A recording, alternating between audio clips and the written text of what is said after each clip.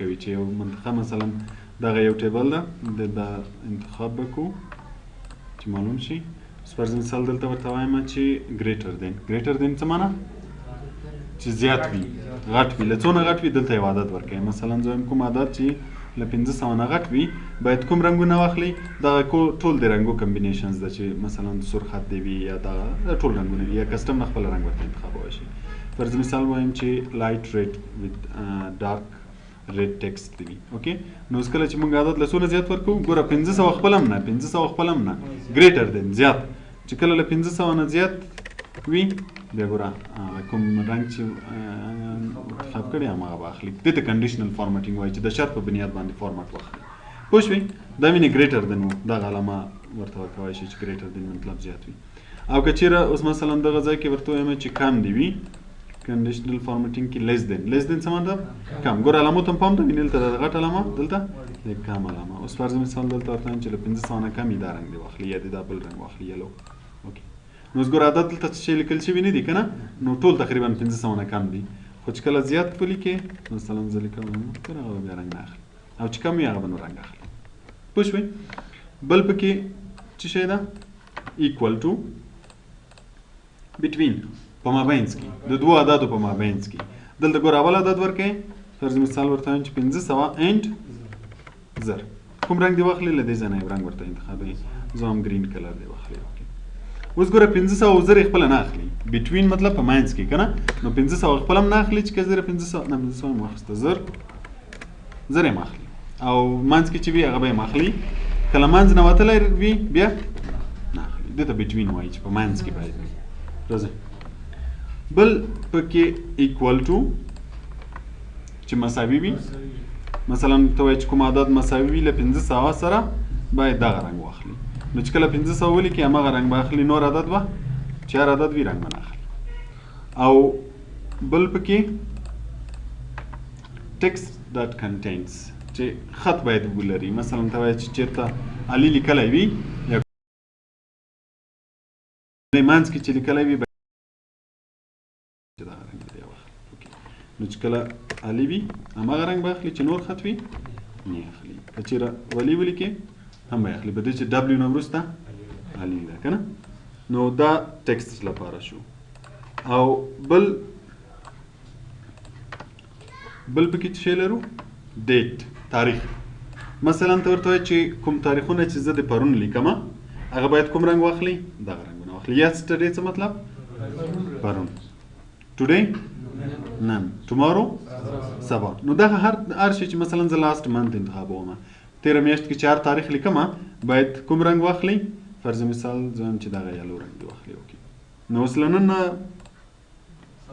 پرون یعنې تیره میاشت چې هر تاریخ زه ولیکمه دا اوس څویمه میاشت ده؟ د شپږمې میاشتې 5م تاریخ ده. مثلا زه لیکمه د شپږمې میاشتې 4م تاریخ که نه؟ نو کوم رنګ به اخلي؟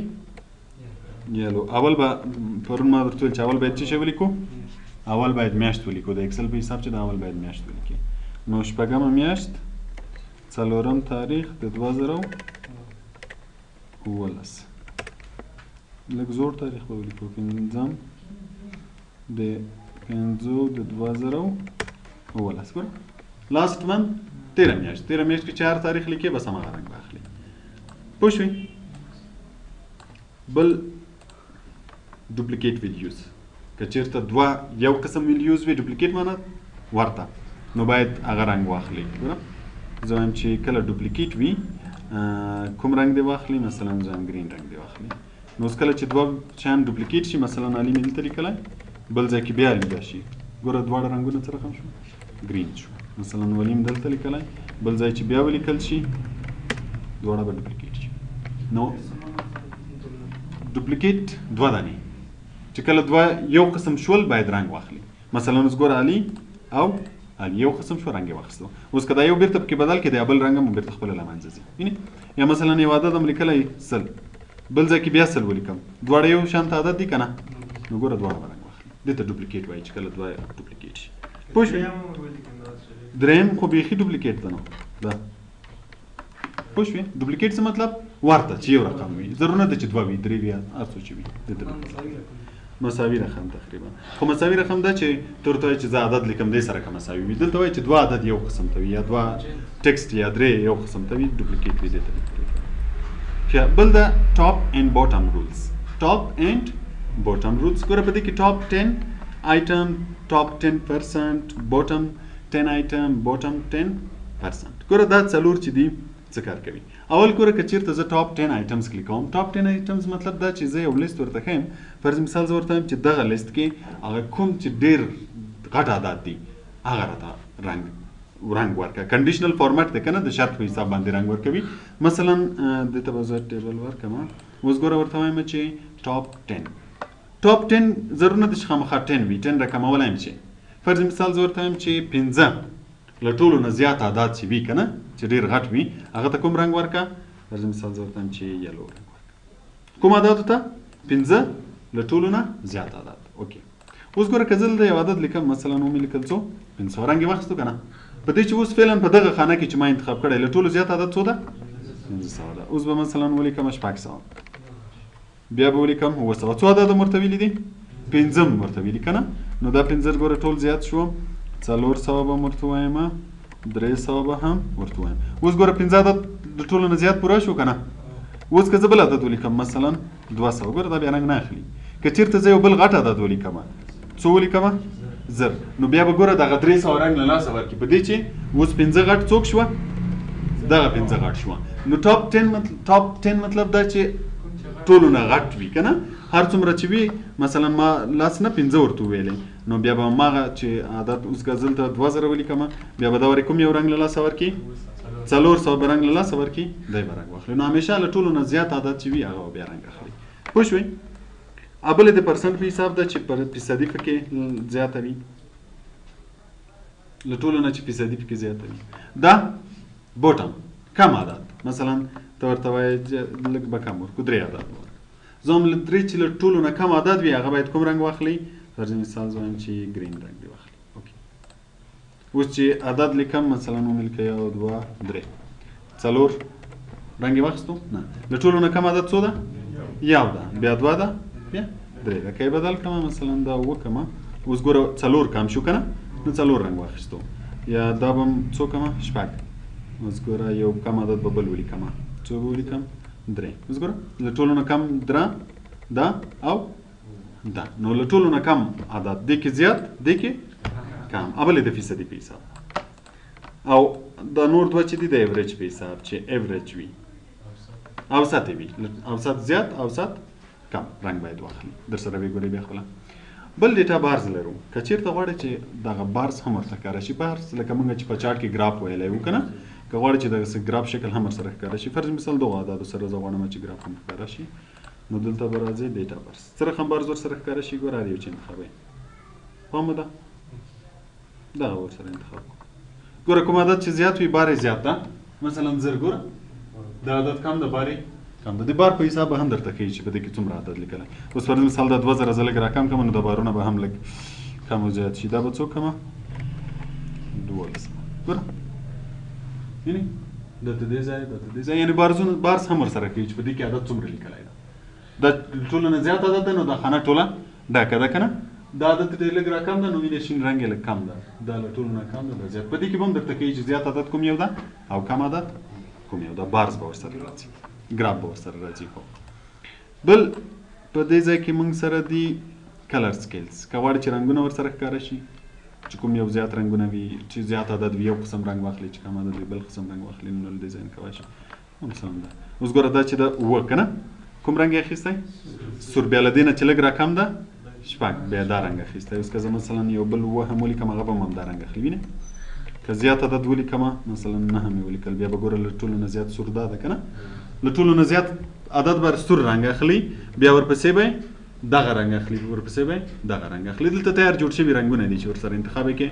اوس که زه بل زیات عدد ولیکم مثلا ولیکم 200 نو دا ورې به سور رنګ څوک اخلي 200 بیا به هغه دویم رقم رنګ به یې دا اخلي او بل به یې دا اخلي. دې ته کلرز وایي که چېرته غواړئ چې رنګونه ورسره ورکړي.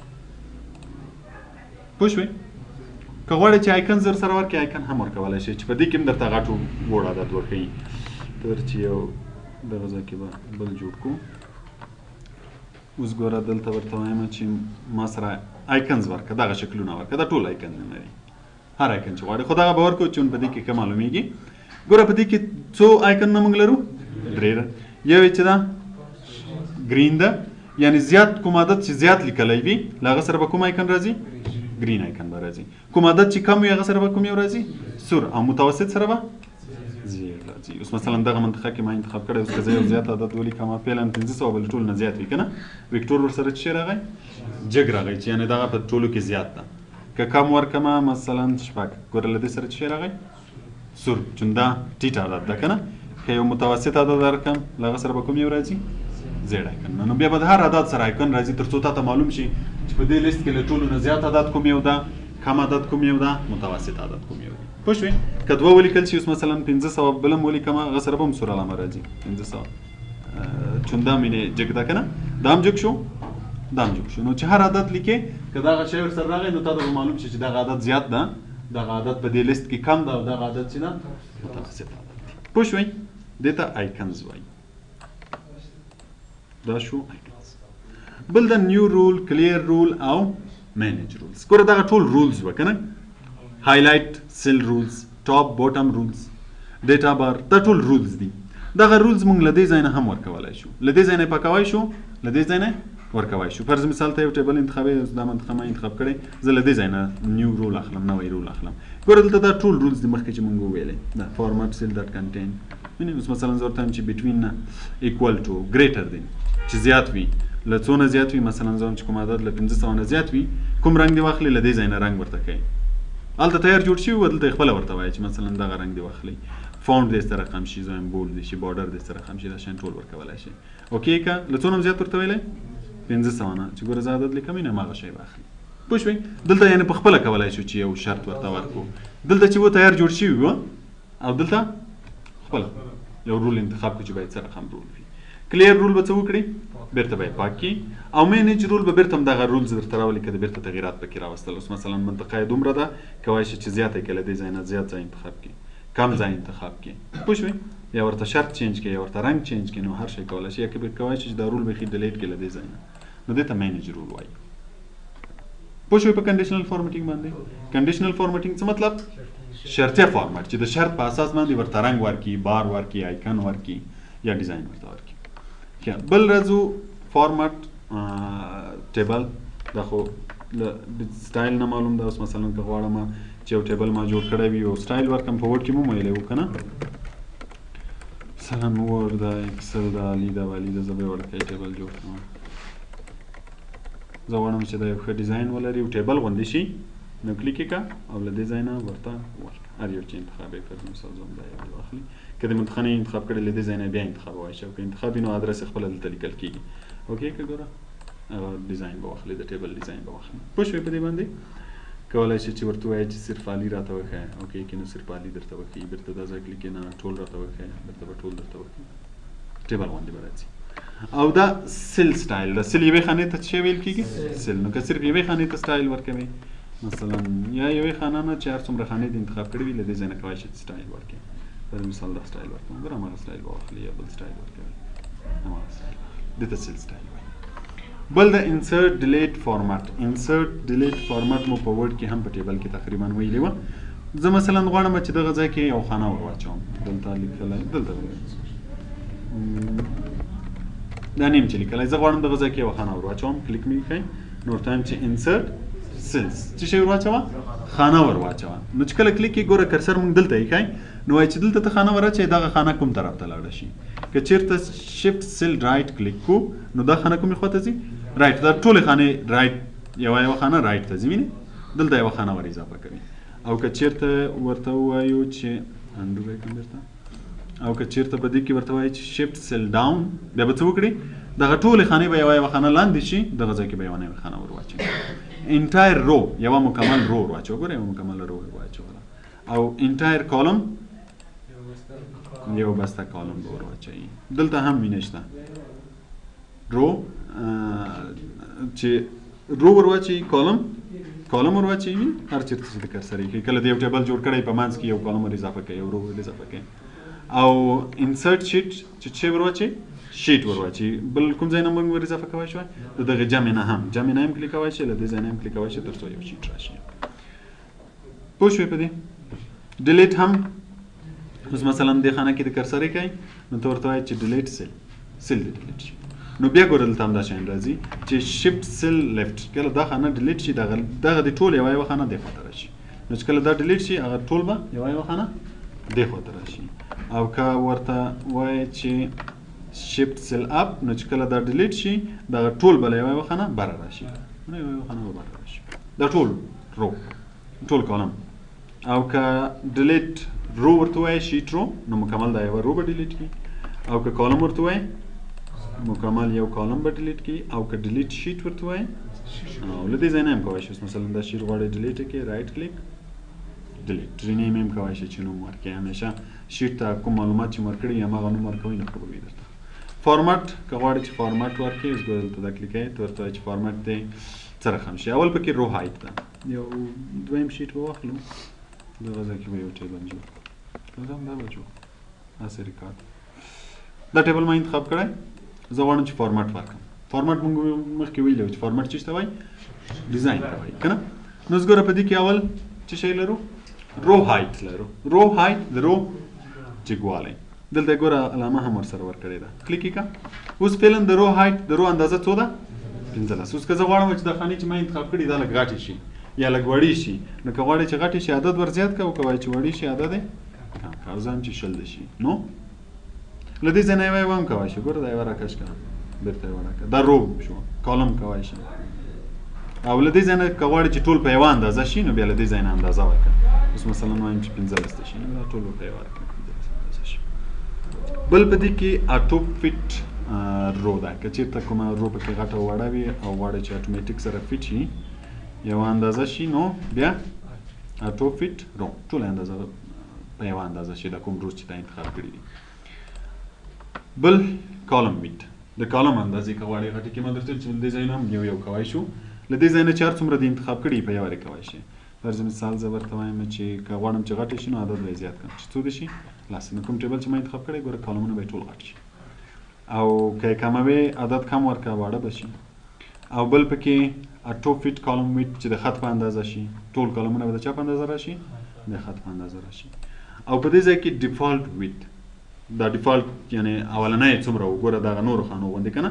اندازه یې څومره ده 8.43 دا که اوکې کې دوی هغه کېږي نه ډیفالټ کېږي نه صرف هلته یې اندازه لیکلې ده چې اندازه یې دومره ده که غواړې چې ډیفالټ شي یعنی هغه نور اندازه شي بېرته به دلته راشي او پکې وبه یې لیکې څو به 8.43 نو ګوره دا به هم ټول د نورو په اندازه شي بل هایټ اند هایټ که غواړې چې پټې کې هایټ څه مطلب پټې کې اوس ګوره ما دغه څو خانې انتخاب کړي دي د روز زه وایم چې دا دې شي هایټ روز ګوره دا روز به څه پوه شي هایټ شي بېرته چې راولي ان هایټ خو د ان هایټ لپاره به هغه ځای انتخابوي اوس مثلا که ما دا ځای انتخاب کړی امکان لري چې ان هایټ نه شي که زه ورته وایم چې هایټ ان هایټ روز راغلی ولې رانغلی ته به هغه ځای انتخابوي کوم ځای و ګوره همیشه روز په چیز سره کول کېږي په عددو سره کول کېږي که نه اوس ګوره زموږ عدد وګوره له دې ځای نه تر څو پورې راغلی 15 نه وروسته څو ده 14 څه مطلب چې په دغه ځای کې هغه روز هایټ شوي دي که نه نو بیا به راشي دغه دوه خانې به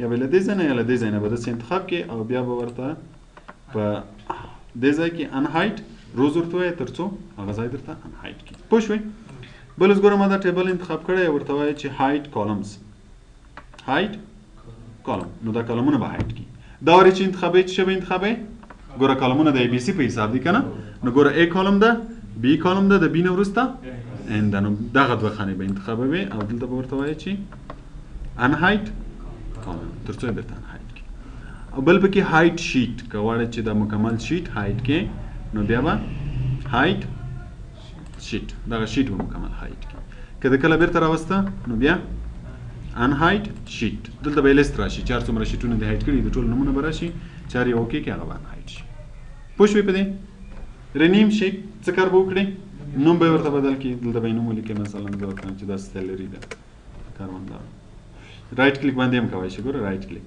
ډیلیټولی هم شي انسرټ کولی هم شي رینیم کولی هم شي هایټ کولی هم شي ان هایټ کولی هم شي چې راسره ورباندې کلیک وکړئ موو اور کاپي شیټ موو او کاپي شیټ څه کار کوي ګوره دې کې دوه شیان دي موو او کاپي لکه څنګه چې موږ دلته کټ کاپي ویلي وو کنه کټ څه کار کوو چې یو شی له یو ځای نه واخلي بل ځای ته یوسي او کاپي څه کار کوو چې دلته هم پاتې شي هلته هم پاتې شي. اوس مثلا دغه د جنوري د میاشتې د سیلري شیټ ده د کارمندانو د دویمې میاشتې هم همدغه کارمندان دي همدغه کېدای شي ماشو کې لږ تفاوت راشي نور همدا شیان دي که نه نو ځکه بل دا ټول کاپي کوم بل شیټ کې پیسټوم نو هغه نه ښه ده چې دا مکمل شیټ کاپي کوم نو د دې لپاره به راشي دلته به ورته وایي چې موو اور کاپي شیټ کلیک یې کړه. اوس ګوره که غواړې چې کاپي یې جوړه شي نو دا به کلیکوئ او که دا کلیک نه کوې بیا کټ کېږي نو زه ورته وایم چې کاپي دې جوړه شي په کوم فایل کې بک 1 فایل کې کوم ځای کې دې راشي بیفور شیټ بیفور معنا مخکې. اوس که ما دا سیلري خپله دی انتخاب کړی نو نوی شیټ چې راځي له ده نه مخکې به وي او که مثلا زه ورته وایم چې موو ټو اینډ بیا به چېرته راشي په اخره کې به راشي نو زه ورته وایم موو ټو اینډ په اخره کې دې راشي. ګوره سیلري 2 په نوم شو. اوس وینې دا شیټ او دا شیټ یو شی دی دا مکمل شیټ یې درته کاپي کو. نو اوس که دا د بلې میاشتې سیلري وي مثلا دا د فبروري وي نو زه به فبروري ورکړم او کوم عدد چې پکې تغیرات راځي هغه عدد به تغیر راولم نور به د ټول کاپي کولو ضرورت به نه وي مکمل شیټ به له دې ځای نه درته کاپي شي دې ته موو وایي. او له یوه فایل نه بل فایل ته هم موو کولی شئ مثلا که زه بل فایل هم ولرم نیو دا فایل د څه په نوم ده بک 2 په نوم ده زه د دې بک 1 نه دا یو شیټ وغواړم چې هلته انتقال کړم نو بیا هم کولی شي چې موو کاپي ورته وایي. دلته بیا ګوره که چېرته کریټ کاپي کلیک کړې دلته هم پاتې کېږي هلته هم راځي او که دا کلیک نه کړې بیا څه کېږي له دې ځای نه اخیستل کېږي هلته وړل کېږي له دې ځای نه به بیخي واخلو. نو کوم شیټ ده دغه شیټ چېرته دې لاړ شي بک 2 ته له دې ځای نه به ورته وایي په بک 2 کې دې چېرته راشي مثلا زه موو ټو د اینډ په اخر کې دې راشي اوکې که اوس ګوره دا د بک 2 کې شیټ راغی او د دې شیټ نه وروسته راغی دې ته موو ور کاپي وایي. پوه شوې په دې باندې له دې ځای نه بیخي مې نه ایسته کوم موو مو ورته ویلی و که نه. بل د ټاپ کلر که غواړې چې دغه ځای رنګ واخلي د دې ځای نه یو رنګ ورته انتخاب کړه چې هر رنګ ورکړي. اوس ګوره نیم هغه رنګ یې واخیستو هر رنګ چې له دې ځای نه انتخاب کړي دې ته ټاپ کلر ویني. پوه شوې بل پروټیکټ شیټ لاګ او دا به سبا ووایو تر دې ځای پوه شوې دا سم دومره